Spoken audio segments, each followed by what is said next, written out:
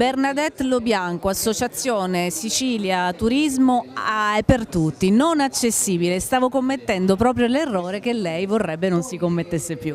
Sì, infatti tutti i nostri sforzi di rendere la Sicilia e Siracusa per tutti è volto proprio a dimostrare che non ci devono essere assolutamente differenze, che il turismo e la cultura e l'enogastronomia devono essere per tutti. Quindi ecco perché c'è anche un cambiamento nell'uso del linguaggio, non turismo accessibile ma un turismo per tutti. C'è un aspetto fondamentale dello svolgimento del coffee show Latte Art, che è proprio la sinergia avviata tra l'associazione Mangiare Bene e non solo e voi, perché tutto quello che accade qui sia tradotto in tempo reale, ovviamente, in LIS, la lingua dei segni.